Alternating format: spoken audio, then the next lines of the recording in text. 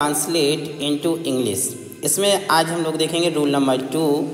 Okay, like as a sentence देखते हैं, पानी गिर रहा है। पानी गिर रहा है। अगर इस तरह का सेंटेंस हो आपके पास, मान लीजिए एक और सेंटेंस हो, आपको ही जाना है।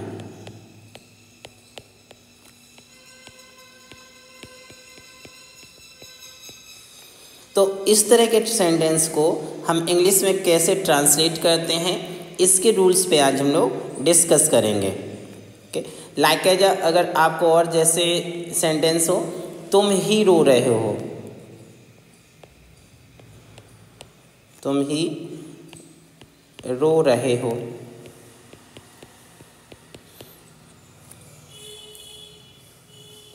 लाइक एज उसे ही आना होगा,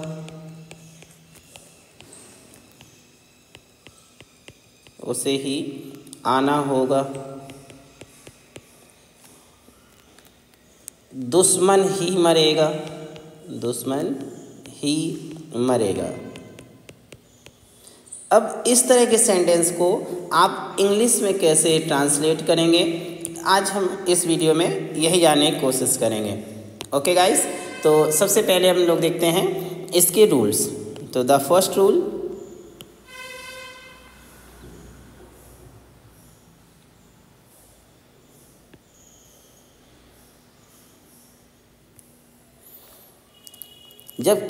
अब मैं इसके रूल्स हिंदी में लिख रहा हूँ। जिस हिंदी वाक्य में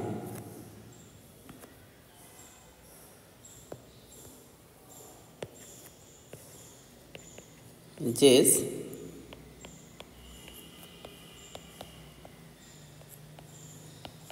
हिंदी वाक्य में अगर आपको ये वर्ड मिले, जैसे आपको बताना है सर्दी, गर्मी, वर्षा आदि ऋतुओं, यानी कि सीजनों की बात हो। ओके, ऋतुओं, फिर या आपसे पूछा जाए समय, किसकी बात की जाए, समय, या किसी व्यक्ति विशेष,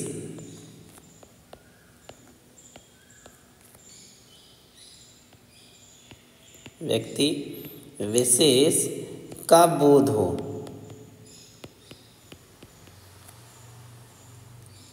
तब उस वाक्य का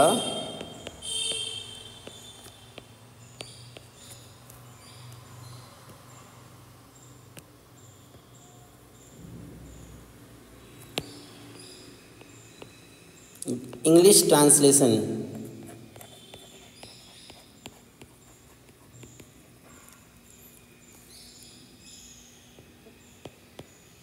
करते समय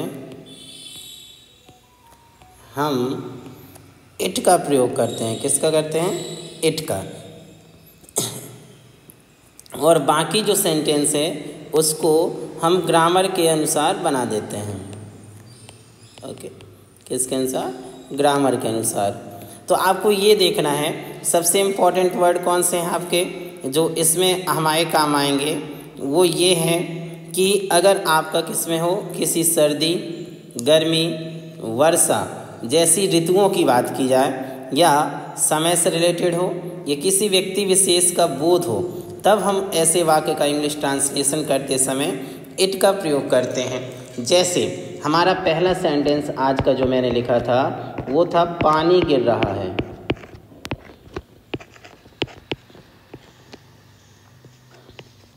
पानी गिर रहा है। अब आप देखेंगे इसमें वर्षा ऋतु की बात हो रही है, किसकी? वर्षा की। तो इसका ट्रांसलेशन हमें तुरंत माइंड में आ जाना चाहिए कि हमें किससे करेंगे? इट से। कैसे? इट से। अब देखो रहा है तो ये प्रेजेंट कंटिन्यूअस में है, तो बाकी वही प्रोसेस होगी। तो क्या होगा? इट के साथ लगेगा इज, और क्या कर देंगे? रैनिंग। It is raining. क्योंकि ये प्रेजेंट कंटिन्यूअस में क्या होता है, एज है हमारी इसकी हेल्पिंग वर्ब होती हैं, और हमेशा मेन वर्ब में आईएनजी हो जाता है। तो English very simple, it is raining. क्या हो गया? It is raining.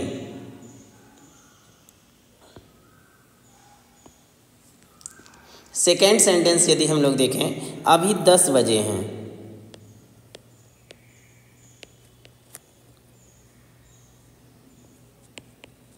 अभी 10 बजे हैं।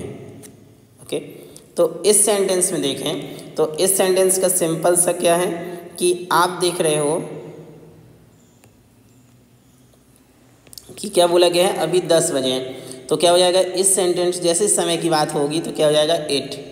ओके, 8 इज 10 o'clock, और अभी के लिए क्या इंग्लिश में बोलेंगे, नाउ। तो क्या बोल देंगे, इट इज 10 o'clock नाउ।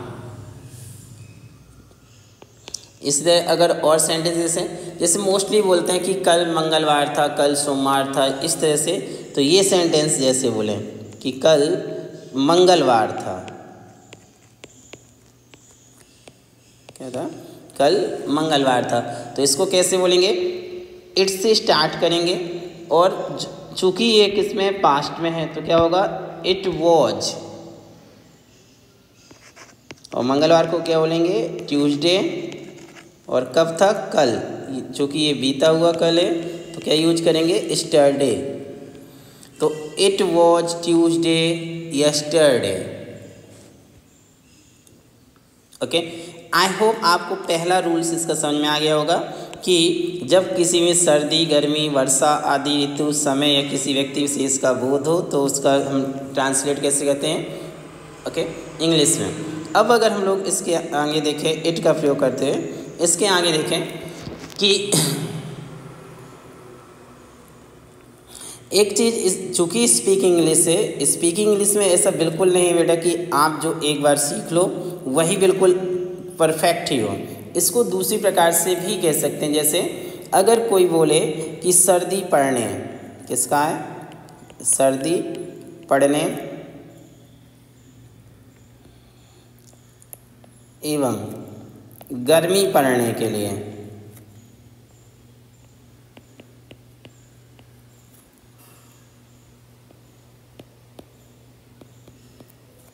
हम किसका, अगर आपको बोलना है कि क्या, देखो जैसे सर्दी क्या बोलेंगे, कोल्ड, ओके, और गर्मी क्या बोलेंगे, हॉट, क्या बोलेंगे, हॉट। तो इसके साथ हम गेट का प्रयोग करेंगे, किसका प्रयोग करेंगे, गेट का प्रयोग करेंगे। ये ऑलवेज होता है। जैसे एक सेंटेंस में बोल रहा हूँ, आज गर्मी पड़ रही है, क्या सेंटेंस है, आज गर्मी पड़ रही है।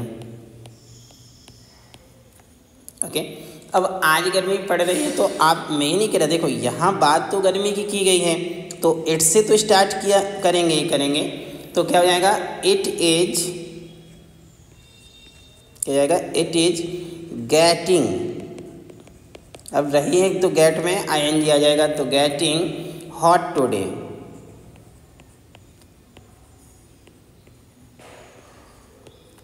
It is getting hot today. Okay, same यही सेंटेंस अगर आपका इस तरह से हो जाए कि मान लीजिए कल सर्दी पड़ेगी, क्या हो जाए, कल सर्दी पड़ेगी, क्या जाए, कल सर्दी पड़ेगी। तो इसको क्या से बोलेंगे, इट, चूँकि फ्यूचर में है तो क्या हो जाएगा, इट विल। अब चूँकि सर्दी या गर्मी पड़ने को गेट का यूज करते हैं, तो इट विल गेट, और क्या हो जाएगा, कोल्ड, और कब होगा, टुमारो।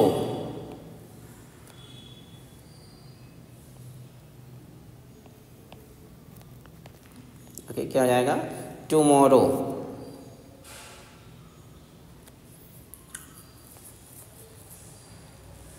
तो कल सर्दी पड़ेगी इंग्लिश में कैसे बोलेंगे, it will get cold tomorrow. I hope आपको सभी रूल्स समझ में आ रहे होंगे बेटा। ओके, द नेक्स्ट वन हम लोग इसी में करते हैं।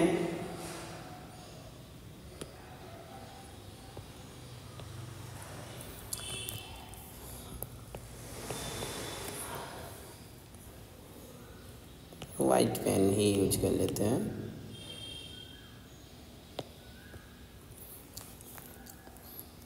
अब ये देखना है कि किसी व्यक्ति विशेष का बोध हो। शुरुआत में मैंने कहा था किसी व्यक्ति विशेष का बोध हो।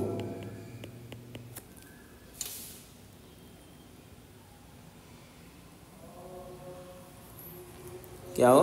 किसी व्यक्ति विशेष का बोध हो, अर्थात आपको एक वर्ड मिलेगा ही। क्या हो? ही। जैसे अगर देखें, मुझे ही, तुम्हें ही,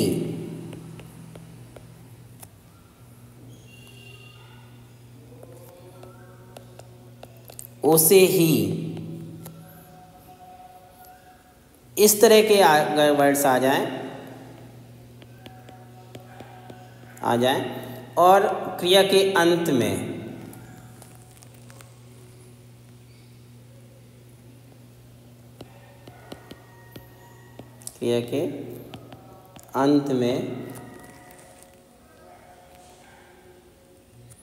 जैसे आपका हो कि अंत में आ जाए ना, ने,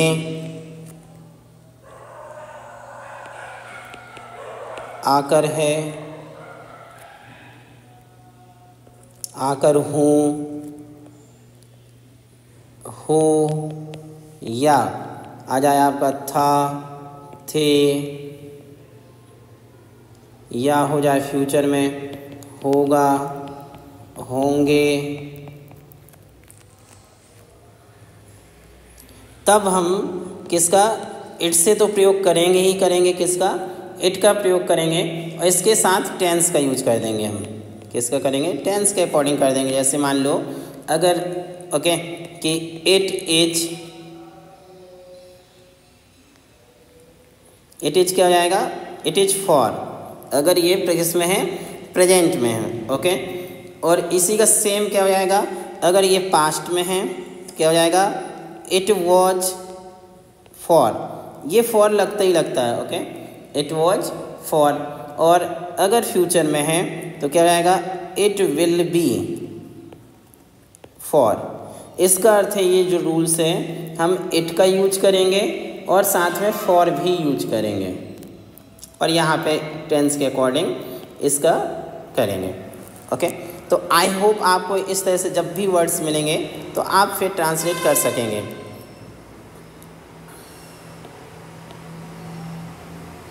ओके,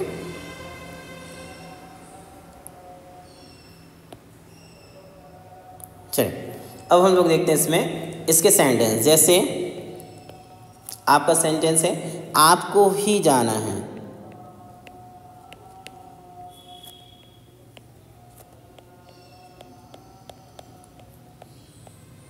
अब देखोगे जैसे ही आपको ही जाना, अभी मैंने कहा ना जैसे सेंटेंस हो मुझे ही जाना है, तुम्हें ही, उसे ही, जब भी ऐसा मिल जाए तो आप सिंपली स्टार्ट किससे करोगे? इट से। और मैंने कहा था इट के बाद टेंस यूज हो जाएगा, यानी इट और डॉट डॉट फॉर होगा और यहाँ क्या हो जाएगा? टेंस हो जाएगा। तो अब देखो यहाँ है प्रेजेंट तो क्या आएगा? इट इज और फिर क्या आ जाएगा? फॉर। It is for. अब किसको? आपको, यानी यू। ओके, और फिर क्या आएगा? To go. तो इसको बोलेंगे it is for you to go. Okay, आपको ही जाना है। अब जैसे उसे बोले उसे ही आना होगा,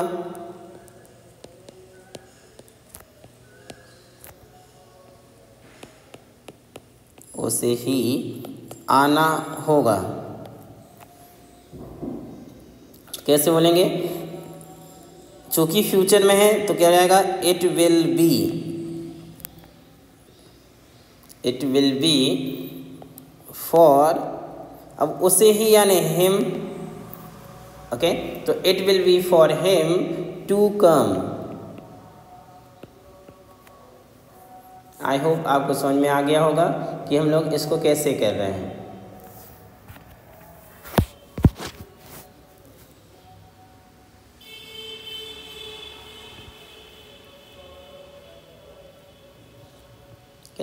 तो क्या रहेगा? It will B for him to come.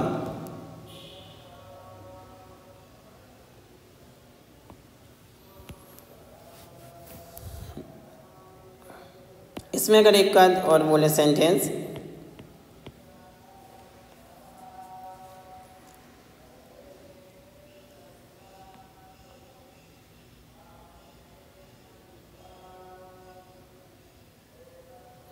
मुझे ही जाना है, मान लीजिए हम लोग करें मुझे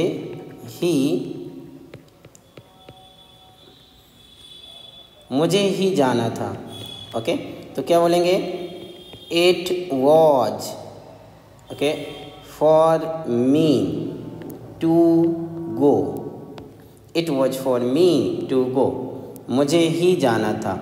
ओके, तो आई होप इस तरह के सेंटेंस को अब ईजिली आप क्या कर सकते हैं, ट्रांसलेट कर सकते हैं। ओके, अब अगर हम लोग देखें नेक्स्ट वन, जैसे आपको आ जाए कि किसी व्यक्ति विशेष का बोध हो किंतु क्रिया के अंत में ना नी ने नहीं आए, तो टेंस के अनुसार फिर उसका प्रयोग कर देते हैं हम लोग।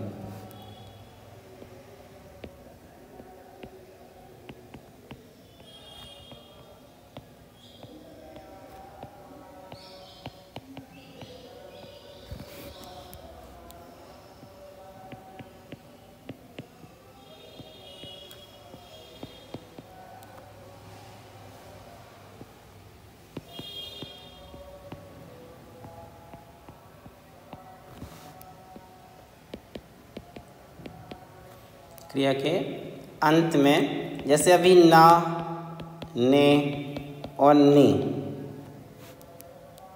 नहीं आए, ये क्या हो, नहीं आए। देखो अभी सब में आ रहा था, ना है ना।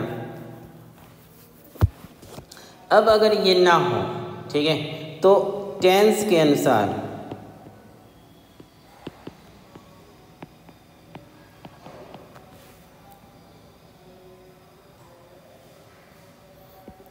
इट बाकी टेंस में आ जाएगा, जैसे इज, वॉज और क्या आएगा, विल बी।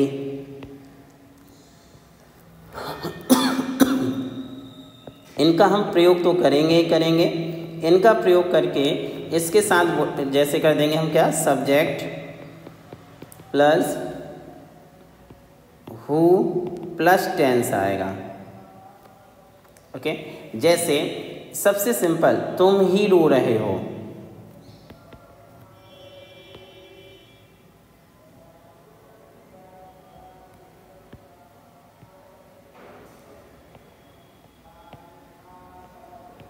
ही आपको जब बोलना हो तो अब फिर इसको कैसे इंग्लिश में बोलेंगे ये देखना है हमें।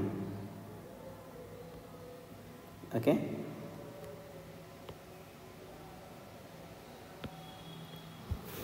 लाइक है जब सिंपल सा, तो क्या रहेगा, इट इज, क्या आएगा, it, okay, it is you. फिर आप करेंगे से, यू हो गया तो सब्जेक्ट हो गया, इसके बाद आप करेंगे हु। ओके, अब टेंस बना देंगे, रो रहे हो। ओके, तो हु आर, क्या हो जाएगा, हु आर वीपिंग। तो कैसे बोलेंगे, it is you who are weeping.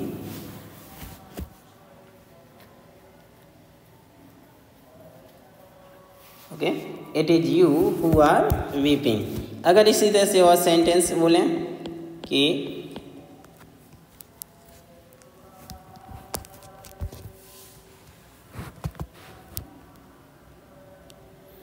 जैसे बोलें, मैंने ही राम को बुलाया था, मैंने ही राम को बुलाया था। ओके, तो क्या हो जाएगा,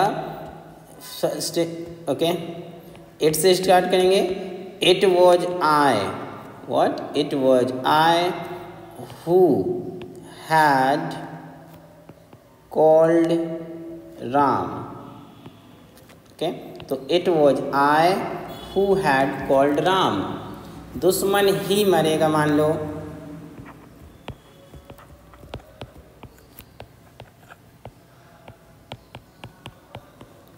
कैसे बोलेंगे?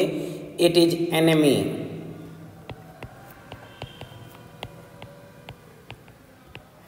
It is enemy who will die.